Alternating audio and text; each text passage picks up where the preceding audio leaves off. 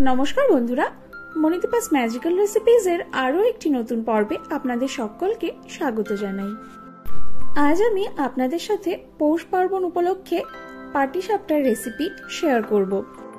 এই recipe follow করে পাটিসাপটা তৈরি করলে পাটিসাপটাগুলো কখনোই তাওয়ায় আটকে যাবে না অথবা তাওয়া থেকে তোলার সময় ভেঙেও যাবে না। সাথে থাকছে দুর্দান্ত স্বাদের ক্ষীরের রেসিপি। তাহলে চলুন দেরি না করে ঝটপট এই পাটিসাপটার রেসিপিটি দেখে নেওয়া যাক।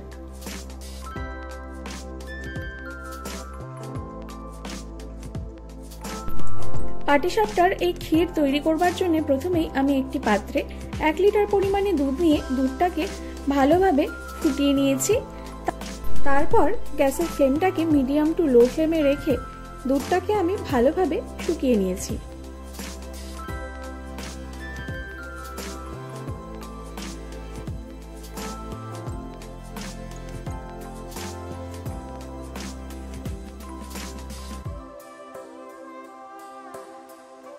দেখুন দুধটা অনেকটাই শুকিয়ে ঘন হয়ে এসছে।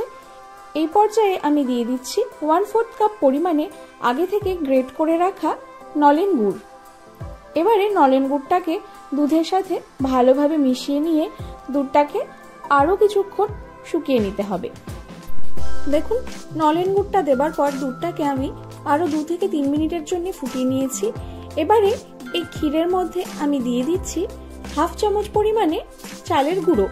চালের গুঁড়োটা ব্যবহার করলে ক্ষীরটা বেশ ভালোভাবে জমাট বাঁধে।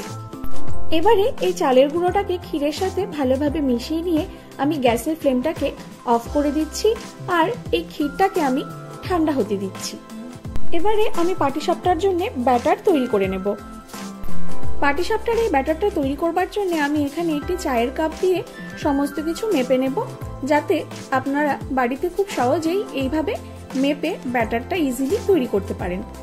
প্রথমেই আমি নিয়ে নিচ্ছি 1 কাপ পরিমাণে চালের গুঁড়ো। তারপর সেই একই কাপে মেপে নিয়ে নিচ্ছি 1/2 কাপ পরিমাণে ময়দা এবং যতটা ময়দা নিয়েছিলাম ঠিক তার অর্ধেক পরিমাণে নিয়ে নিচ্ছি সুজি।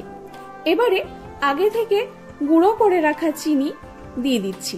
চিনিটা আপনারা আপনাদের স্বাদ মতো ব্যবহার করবেন আর চিনিটা ব্যবহার করার সময় অবশ্যই গুঁড়ো করে ব্যবহার করবেন। এবারে সমস্ত শুকনো উপকরণগুলোকে একটি চামচের সাহায্যে ভালোভাবে মিশিয়ে নিতে হবে। সমস্ত শুকনো উপকরণগুলোকে একসাথে মিশিয়ে নেওয়ার পর এবারে অল্প অল্প করে দুধ অ্যাড করে একটি ব্যাটার তৈরি করে নিতে হবে।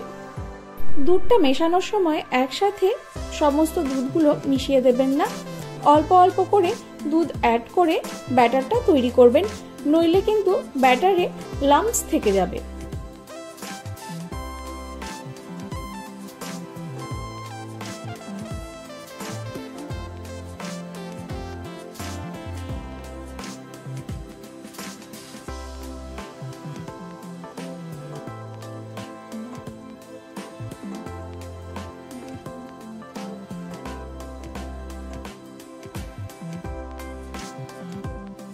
দেখুন ব্যাটারটা তৈরি হয়ে গিয়েছে। এবারে ব্যাটারটা সেট হবার জন্য আমি ব্যাটারটাকে আধ ঘন্টার জন্য ঢেকে রেখে দেব। আধ ঘন্টা পর দেখুন ব্যাটারটা আরো একটু ঘন হয়ে এসছে। পাটিসাপটা তৈরির জন্য এই ব্যাটারটা একেবারেই পারফেক্ট।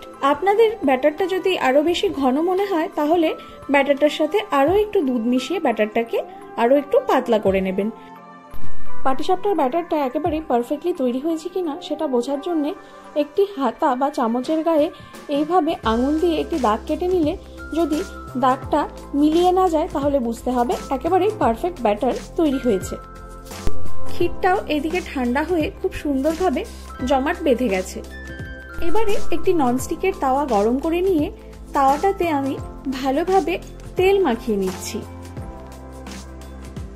তারপর এরকম একটি হাতার সাহায্যে অল্প পরিমাণে ব্যাটার নিয়ে তাওয়ার ঠিক মাঝখানে দিয়ে দিচ্ছি আর তাওয়াটাকে হাত দিয়ে একটু ঘুরিয়ে নিয়ে ব্যাটারটাকে আরো একটু স্প্রেড করে দিচ্ছি।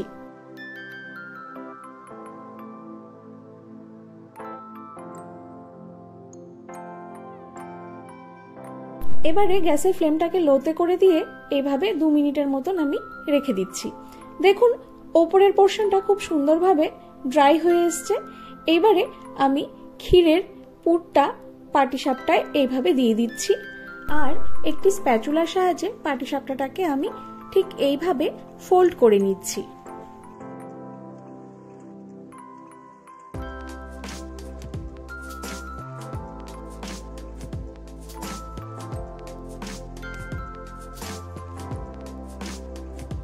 দেখুন পাটিসাপটাটা খুব সুন্দরভাবে তৈরি হয়েছে। এবারে একটু লালচে রং আনার জন্য আমি দুপাশটা এইভাবে একটু সেঁকে নিয়ে পাটিসাপটাটাকে একটি অন্য প্লেটে তুলে নিচ্ছি। দেখুন ঠিক একই পদ্ধতিতে আমি সমস্ত পাটিসাপটাগুলোকে তৈরি করে নিয়েছি। আর প্রত্যেকটা পাটিসাপটাই খুব সুন্দরভাবে তৈরি হয়েছে, আর একটাও পাটিসাপটা কিন্তু ভেঙে যায়নি।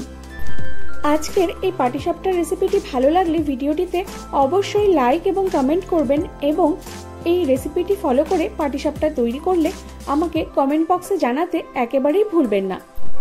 আগামীতে এরকম আরও অনেক রেসিপি পাবার জন্য আমার চ্যানেলটিকে অবশ্যই সাবস্ক্রাইব করে নেবেন। ফিরে আসছি নতুন সপ্তাহে আরও একটি নতুন রেসিপি নিয়ে।